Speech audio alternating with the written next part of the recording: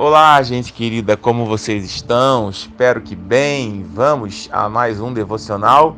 Devocional de hoje, eu te convido a refletir comigo nos versículos 1 e 2 do livro de Romanos, no capítulo 12, onde Paulo escreve e nos traz ferramentas incríveis para que a gente, entendendo, aprendendo, compreendendo, praticando, experimente a boa, perfeita e agradável vontade de Deus. E é isso que o apóstolo Paulo diz no final do versículo 2.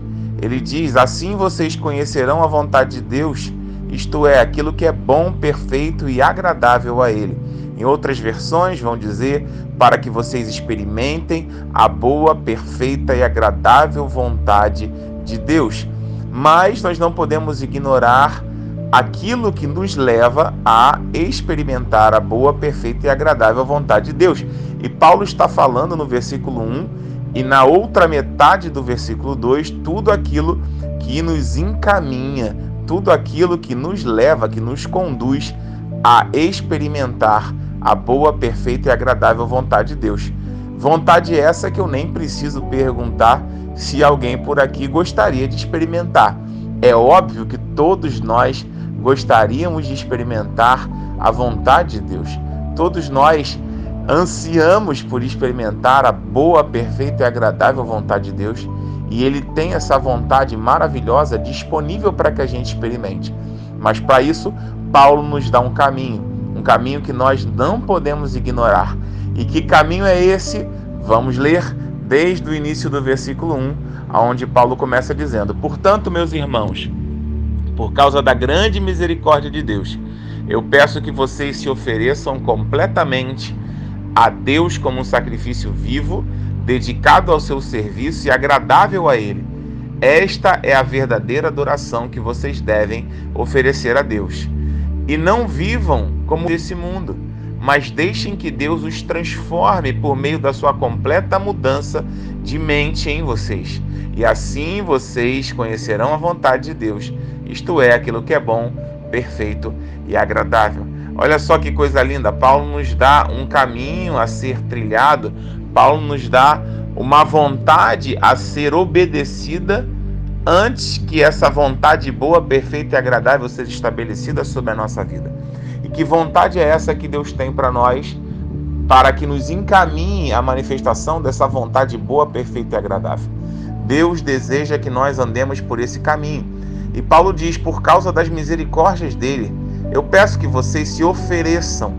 É um oferecimento, não é uma obrigação. Paulo está pedindo, irmãos, eu estou pedindo, por causa das grandes misericórdias de Deus, eu peço que vocês se ofereçam. Tem que ser voluntário.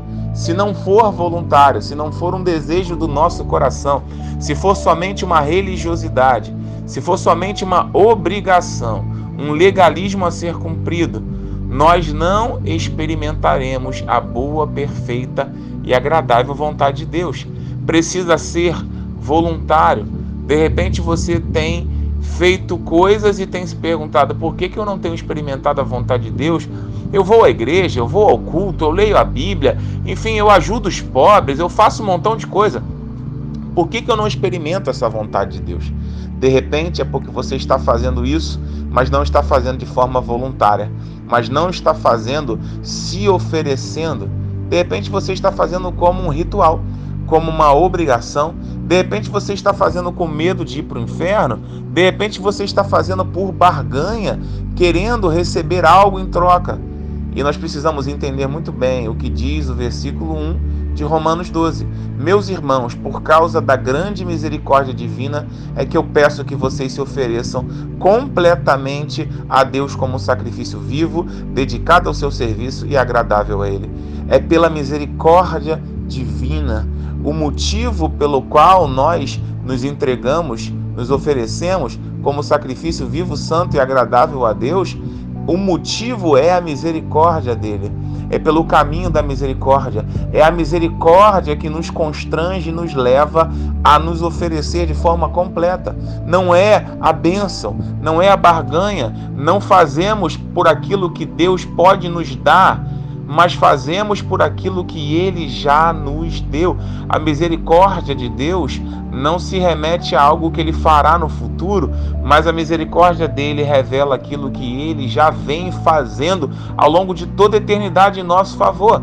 Nós precisamos entender, por causa dessas misericórdias que Paulo nos pede, nos roga, diz: irmãos, sejam constrangidos, entendam o tamanho do sacrifício de Jesus, do amor dele, da graça e da misericórdia que ele tem sobre você, e por causa disso, sem querer bênção, sem querer nada em troca, mas muito pelo contrário, já entendendo aquilo que ele te deu de graça, se ofereça, eu te peço, se ofereça completamente como sacrifício vivo a Deus, santo, dedicado a seu serviço, totalmente agradável a Ele. Esse é o nosso culto racional, essa é a verdadeira adoração que Deus deseja receber, que nós, deliberadamente, pelo constrangimento gerado pelo seu Espírito, através da sua graça, misericórdia, verdade, amor, que Ele delibera, entrega, oferta a nós todos os dias, que nós, constrangidos por esse sentimento, nos ofereçamos a Ele diariamente, de forma completa, e assim nós conseguiremos não viver como vivem as pessoas desse mundo, é o que Paulo diz no versículo 2. Somente assim. Não adianta tentar pular etapa e dizer: Rodrigo, eu estou tentando, mudar a minha humanidade, lutar contra a minha carne, não viver como as pessoas desse mundo, não viver tentando agradar a mim mesmo. Eu estou tentando, mas eu não estou conseguindo. É claro, você só vai conseguir se você permitir que as misericórdias de Deus te constranjam a oferecer a Ele o teu culto racional. Você só vai conseguir se o Espírito Santo te guiar. Lembra aquilo que diz em Gálatas 5, que existe um fruto do Espírito, e esse fruto só pode ser gerado através da presença e da vida do Espírito Santo sobre a sua vida. Ele precisa dominar os seus desejos, a sua vontade, e assim ficará menos difícil, porque fácil nunca fica, mas ficará menos difícil, e vocês vão conseguir viver de forma diferente como as pessoas desse mundo e deixar que Deus te transforme por meio da sua completa mudança de mente. E aí você vai experimentar a boa, perfeita e agradável vontade de Deus. Não é tão difícil quanto parece quando a gente estuda, quando a gente medita e quando a gente entende. E o meu desejo é que você passe por esse processo de forma completa, que essa meditação, essa reflexão te leve a esse entendimento, e que essa misericórdia e graça te constranja a viver dessa forma, e que você receba essa chave de Deus para destravar essa porta e viver na boa, perfeita e agradável vontade de Deus. Pai, eu oro nesse momento para que os meus irmãos entendam essa palavra, tomem posse dela, vivam de acordo com ela e, Senhor, recebam os frutos desta palavra viva nos nossos corações. Em nome de Jesus, perdoe as nossas falhas, até o dia de hoje, a nossa falta de compreensão, a nossa barganha, o nosso desejo de moeda de troca.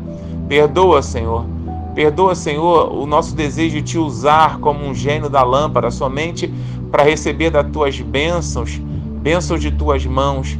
Mas, Senhor, nós queremos ser constrangidos pela tua misericórdia, viver de acordo com a tua vontade e experimentar a tua vontade, seja ela qual for, mesmo que às vezes a tua vontade seja um pouco dolorida para nós.